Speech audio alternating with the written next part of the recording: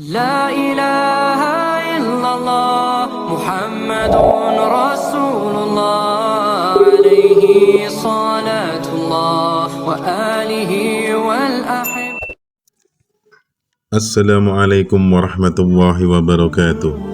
Sahabat remaja Hijrah dan Rania Zubaidi, mungkin banyak dari teman-teman yang sering mendengar tentang Dajjal, karena fitnah terbesar akhir zaman ditandai dengan kemunculan Dajjal.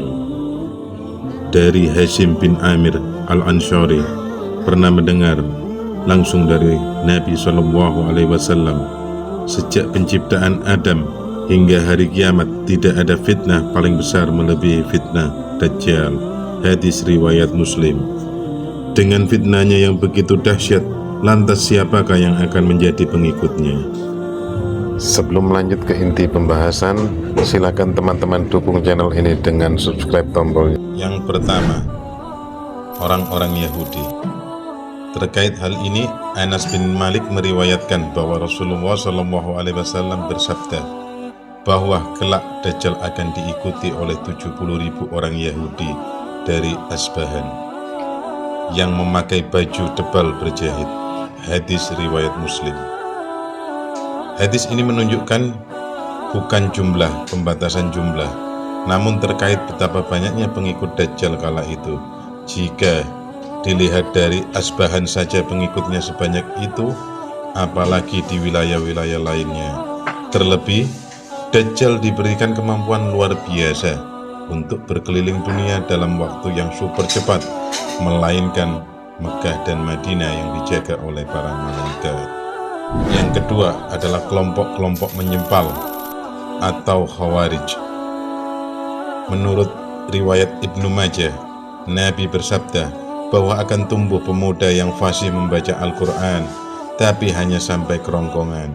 Setiap kali sekelompok dari mereka muncul, maka pantas dihancurkan. Dari hadis tersebut bisa ditarik kesimpulan bahwa salah satu pengikut Dajjal adalah Khawarij.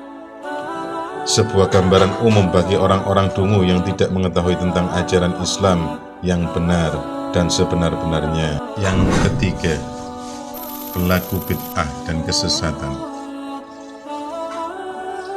Dari Hudzaifah radhiyallahu anhu pernah mendengar sabda Nabi bahwa setiap umat ada majusinya.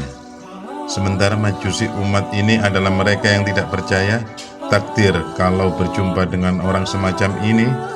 Nabi SAW melarang untuk menghadiri jenazahnya dan dilarang membesuk dikala mereka sakit, karena mereka adalah termasuk pengikut Dajjal. Hadis riwayat Abu Dawud. Yang keempat, para wanita. Kelak di akhir zaman, berdasarkan riwayat Ahmad, kebanyakan yang terpengaruh dengan fitnah Dajjal adalah para wanita. Sampai-sampai ada orang yang mengikat istri, ibunya, putrinya, saudara perempuannya agar tidak keluar rumah, termakan oleh fitnah Dajjal. Hadis ini sama sekali bukan bermaksud untuk merendahkan wanita.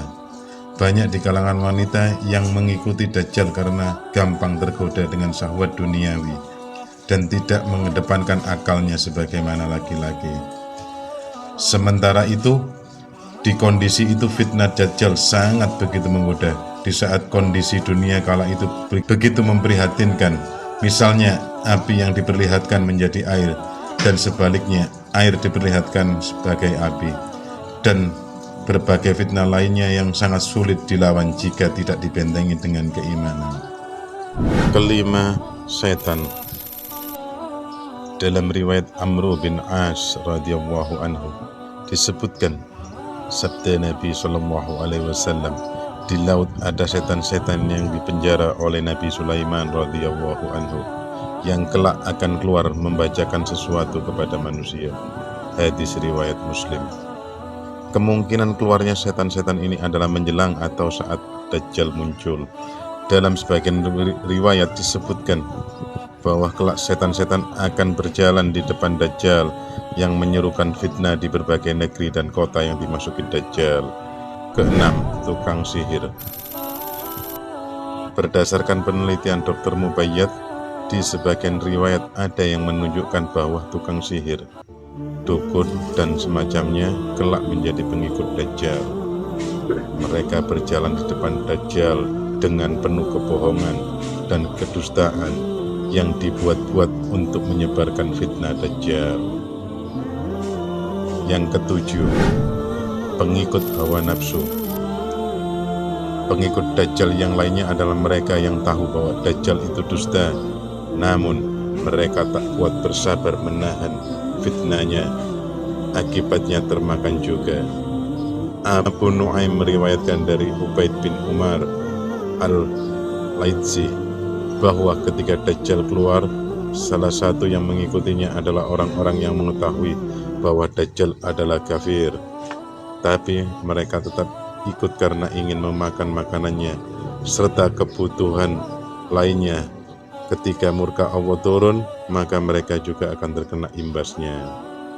Dari ketujuh orang pengikut Dajjal, setidaknya umat Islam bisa waspada sejak sekarang dengan tidak lata terhadap orang-orang Yahudi yang konon katanya sekarang menguasai dunia, tidak ikutan dengan sekte-sekte yang menyimpang dan semacamnya lainnya. Wallahu a'lam, kebenaran hanyalah milik Allah, dan jika ada salah, hilaf, dan lainnya semua pribadi dari saya. Jazakallahu khair. Assalamualaikum warahmatullahi wabarakatuh.